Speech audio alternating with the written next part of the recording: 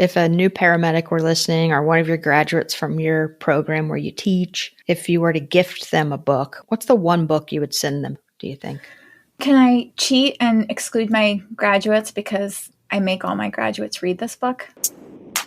This is actually a book I think you're going to really appreciate me mentioning because we've had conversations about it before. I mean, this one feels like a slam dunk for me. Welcome to Medic Mindset. I'm Ginger Locke, and this is the second episode in a series called Mixtape. In this series, 3 guests are asked the same question, so the listener gets to hear 3 perspectives on one topic. In the first Mixtape episode, the guests were asked about their very first ride-along. It was a big hit with paramedic students anticipating their ride-outs, and the preceptors who listened were reminded of the pivotal role they play in students' journey. In this episode, 3 guests, 1 emergency medicine physician, 1 flight nurse, and 1 paramedic all answer this question. What's the one book you'd recommend to a brand new paramedic? Many Medic Mindset listeners are readers, or they want to read more, and they often ask for book recommendations. And I know so many readers that picking guests for this episode was next to impossible. So ultimately, I decided to pick these 3 because all 3 had one thing in common. All 3 of them gave me a book the very first time we met in person.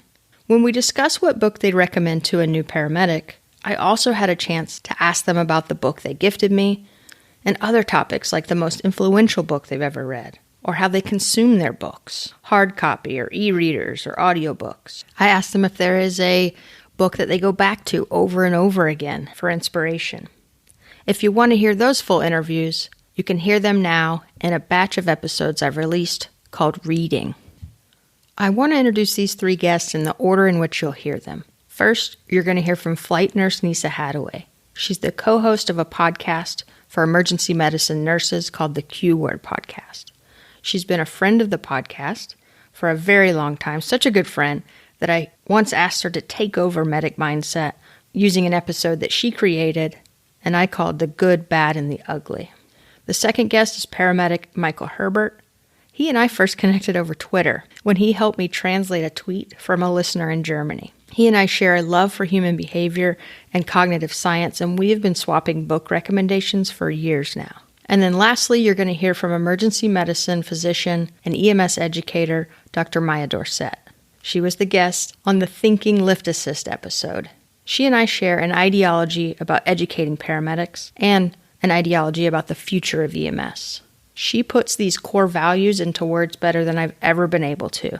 And that is why she is the first back-to-back guest in almost 5 years of podcasting. I simply can't get enough of her, and I hope she's on many episodes to come. Let's dig in. We'll start with Nyssa. All right, so you are a flight nurse, and you're a emergency department nurse. Mm-hmm. You are a flight nurse preceptor. Mm-hmm. You work with paramedics. Mm-hmm. What book would you gift a new paramedic? I mean, this one feels like a slam dunk for me. I'm going to give 1,000 Naked Strangers. Oh, really? Because it's fun to read? Yeah, and as I recall, you recommended that one to me. I don't doubt that I did because, okay, I'll let you talk first. You got me excited. Yeah, so it feels like a slam dunk because I'm in the Atlanta area and that book takes place in the Atlanta area. So it's hospitals that we go to, it's streets that we know, it's our people. But there's also a universality to it that it doesn't matter because our people are your people. The calls that he ran and talks about are going to be the same calls that other people run. And it's a book that is written by a guy who was a medic in the Atlanta area for a very high volume, high acuity, fast paced service. He goes from absolute greenie to EMT to medic to experienced, one of the most experienced in his group, and then to burnout and leaving the profession. So it's some ways it's a cautionary tale. It's written in the memoir format. And one of the reasons why I really love it is because he is a journalist before he went into paramedicine. And then when he left paramedicine, journalism and writers. So it's very well written. It's a beautifully written book. He's got such a way with words. I hate to say this, but I'm going to. Unfortunately, a lot of the memoir style books written by nurses and physicians and paramedics, they tell some good stories, but they're just not great writers. But that's not the case for him. Yep. I knew you were going to, I suspected you were going to say that because I can think of the typical medic out in the field right now. Let's say they've been doing it for 3 to 5 years. I don't know that genre is really what they want to be reading, right? They're doing it. They're literally in the middle of doing it. So I think my question was, what would you gift a new paramedic? And I think you're spot on that this is a great book for a new paramedic or a paramedic that's, now, we're out in the field, but now they're not in the field anymore. And because that's when I enjoyed it. It was once I left the field. I don't think I would have wanted to read it while I was out running calls also because he recounts calls and it just feels like work. Right. But once you're done, reading it reminds you and gives words to your experience. You're totally right. Kevin Hazard is who wrote it, and he is a phenomenal writer. What I liked about it when I went to it was I had read a bunch of these memoirs, EMS memoirs, as I was entering the field, just to try to kind of understand the culture and the language and what were people's values and things like that. And they were good. They kind of got me some indoctrination. But then I had long since given up the genre. But this thing, it hit such a mass market. I was like, I really need to check this out. When the first couple of pages, I'm just highlighting stuff. I'm like, whoa, it's about putting to words things that I had felt that he was able to articulate in a way that I had not been able to do for myself. And it was really useful. Yeah, some of the things that he hits on that spoke to me like that, he says, just the title, 1,000 Naked Strangers. These people invite you into their most intimate, their bedrooms, their bathrooms, they're naked. And here you are with a front row seat, and they are handing over all of their vulnerability to you and expecting, or their family is, and expecting you to help and to fix them. And he talks about if you spend enough time around lunatics, their normal slowly becomes your normal. If that is not emergency medicine in a sentence. And then he says, know your protocols, don't ever second guess yourself, and never let them see you sweat. And I love that idea of that you have to know your stuff, but when you go in there, you have to be the one, even if you're freaking out, they're freaking out, it's their emergency, and you have to be the calming force. Man, sometimes that's really hard. He also does a lot of discussing about the partner relationship. And that is so key. It will make or break your shift, your career sometimes. Oh yeah.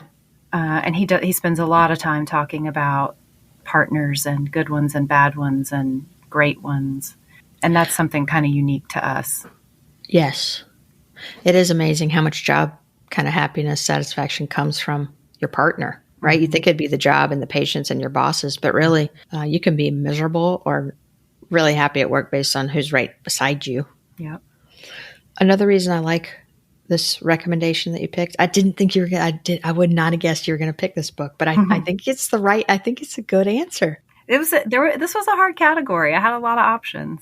But another reason I think it might be a good recommendation is that paramedics, when they first leave school, what have they been reading? They've been reading textbooks, right? Or required reading. And now it's like their first opportunity to read whatever they want. If they've been turned off to reading, hopefully this would turn them back on to reading and remember or learn for the first time that reading can be relaxing, a happy kind of thing to do.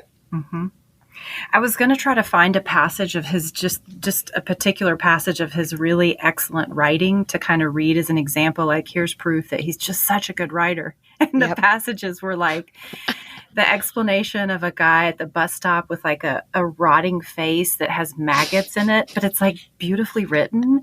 Or like this woman who's had a horrific miscarriage and the products of conception. Like it just like beautifully written, these horrific things, but you're just there with him because he does such a great job of writing it. But that's what he does. The first couple of pages, I think it's maybe the introduction or the prologue. I don't remember the format, but he talks about gossamer. I think he used the word gossamer, or it's like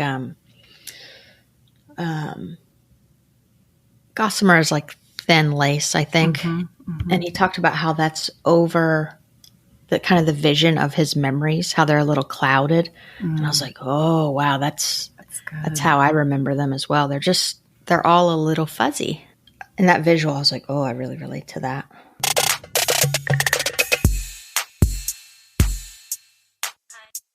And here's Paramedic Michael Herbert. This is actually a book I think you're going to really appreciate me mentioning because we've had conversations about it before, but it's by the author Carol Dweck, and it's Mindset. I do love that book. And if you look at that book, the font and everything, I think I used a very similar font for Medic Mindset's logo because that book was a huge inspiration for starting this podcast. Do you mind if I maybe reverse the roles here for a minute and ask you to speak on it? I think, your listeners, I would love to hear, your thoughts on this. Sure. So Carol Dweck wrote a book called Mindset. In that book, she compares basically two different approaches to learning. One is a fixed mindset. One is a growth mindset. It's really a lot about self-talk. This is a book that my mom gave me. I haven't talked a ton about my mom on the show, but she dedicated her life to studying self-talk in young learners, so elementary age learners. She would sit and observe kindergartners working through problems. And the cool thing about kindergartners is they talk out loud.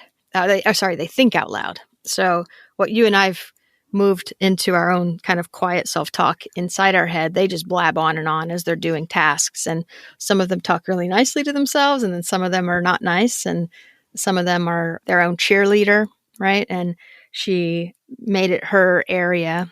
She's a PhD educational psychologist. She made it her area to kind of identify did positive self-talk translate to better, performance, academic performance. And it would be no surprise to anyone listening that it did. So this was a book that she gave me, and it's similar to that concept. The concept is that learning is possible for every single human, right? In the absence of, some type of, neurological disorder, given enough time and in the right environment, really any brain should be able to learn new tasks, new information. And that's the growth mindset, that if you just believe that learning can occur, it will. And we just have to be patient and do the work. Carol Dweck argued that we need to be very careful about how we communicate learning to all learners. Because if we were to say to a young student, oh, you're really smart, right? You're really good at this. Too early, they may create a fixed mindset where they think that intelligence is a fixed trait and not something to be gained. The kid that's told they're smart too early, when stuff is hard later, and it will be because learning is hard, when they don't pick up something easily, their whole identity might get shattered, for one, because they've been told they're smart their whole life. They will stop approaching learning as if it were a process, and instead they think it's a trait that they're either smart or not. And that goes with everything, right? If you're a great basketball player, you're a great everything. So there's a little bit of danger in too much praise. If we give the wrong kind of praise, if we tell people, if somebody's starting an IV for the first time and they're just like, for some reason, they have nice kinesthetics for it, and you tell them, oh, you're just a natural at that. It feels good to them in the moment, but later it may be a little destabilizing when they come across something that's difficult and going to take more time to grow that skill set. Yeah, no, you absolutely nailed it. That's exactly the impression I got out of it. I think the only thing I can add to it is that, the difference between growth and fixed is that with growth mindsets, you take challenges as an opportunity to learn. You look forward to it. If it is hard or challenging, or even failures, right? With growth mindsets, you're okay with failures because you know that failure is going to catapult your learning faster than anything else, versus a fixed mindset person. And the story that Carol Dweck used in the book that really stuck with me, you think about this natural athlete, right? So you got this young kid that's playing a sport, and he or she is so naturally talented within their high school. They're all varsity, and they're going to get a ride to the college. But in the environment they were in, they stood out. But as soon as they went to the next level, they've never had to really work and grind through adversity. So at the college level, then they wash out and everybody's surprised. Well, why they wash out? We thought they were going to go the whole way. It's because of that mindset, by telling them you are a natural versus, hey, this is going to take a lot of hard work, or with accomplishments. Hey, I'm proud of you. I know that took a lot of work to get that A or to get that 100 on the test, or hey, to learn this skill. We want to praise effort more than natural talent, because the issue with natural talent is talent alone is not going to take you to the professional, to the top of the game. There are plenty of other books that we can talk about what's really needed, to go to the top of the game. But that book had an influence on me, how I teach, how I talk to myself, how I think of myself, and then more importantly, how I parent. I really have taken a lot of these lessons and try to apply it, to my children. Well, we'll see how successful I am. Yeah, I think I've said before, you praise the process, not the person. That's right. Yeah. And, since it's a Medic podcast, think about how you treat your ride-alongs or your students or the new employee. Okay, they don't know something, so teach them. And here's Dr. Dorsett. If a new paramedic were listening, or one of your graduates from your program where you teach, if you were to gift them a book, what's the one book you would send them, do you think? Can I cheat and exclude my graduates because I make all my graduates read this book? Yep. Okay. The book would be Being Mortal by Atul Gawande. And this is a medical book, but it's really a book about humanism and connection. And the reason I would also gift the book rather than have them read it, and then this year we actually, normally our class just has the book and then, they turn it in like a textbook. And this year we just were like, we're just going to give it to everybody. Just keep your book, because every time I read it, I get something else out of it. I want to hear kind of the why, what's so important inside that book. But before you answer that, I want to hover around and talk about Atul Gawande, because I think he is the perfect author for a new paramedic to read. He's a really good storyteller. There's a book called Complications, and then he has another one called Better. And in both of those, each chapter is usually a different case and really captivating. It's the medical memoir genre, but it has a point, right? It's not just stories. They all kind of share a common theme. And Complications is the one. If I were going to, and I have gifted this book to new paramedics, I loved Complications. And it got me back into reading that. And then there's another book called Stiff by Mary Roach. I totally read that book. I enjoyed it. I thoroughly enjoyed it. And those two books combined, they're just really good authors. Atul Gawande writes for the New Yorker. They're just good writers. So I would also gift an Atul Gawande book, but a different one, the Complications book. The person who's probably gifted me the most books in my adult life is actually my mother-in-law, who gifted me Complications and turned me on to Atul Gawande. But Being Mortal is my favorite of all his books. So the reason I read Being Mortal is he also wrote something called the Checklist Manifesto, and Being Mortal came out when I was in residency. So I was on an educational elective or something. So in residency, I felt like I didn't have as much time to read, although I still read some. And it really spoke to me because at that point, I would say that I was probably in one of my more negative spaces in my career. I had 3 kids when I started residency, and I felt sort of really stressed out and guilty all the time. And on top of that, I think in emergency medicine, it's easy to get in this rut where you just feel like people come in, you do the thing, they go out. And sometimes you feel like you do things 2 people, not 4 people. And I just had not lost, but the joy of medicine, I think, was a little distant at the time. When I read this book, the first time I read this book, so the first lessons that I got out of it, it really talked about what is it that makes life worth living for people. So from a clinical perspective, this was really useful to me as far as finding a way to connect with my patients as humans and having conversations about their values so I could provide as much as possible, really, we talk about evidence-based practice as being like all research-based, but the third tenet of it is actually patient values. And so this question that comes up in this conversation with this palliative care doctor of what is it that makes life worth living as a guiding principle in the care you provide was really useful. And I've used it in my clinical care ever since. But that same question made me sort of reflect on my own life and think about what was it that was most important to me, because I think it's really easy to get into the grind of work and I have to get these projects done and I have to get all this other stuff done. And in the book, when this palliative care doctor asked her father what it was that made life worth living for him, he said eating ice cream and watching baseball. Like these are the things, like if I could do that, I'd be happy. I don't think you can read this book and not reflect on what your answer would be to that question.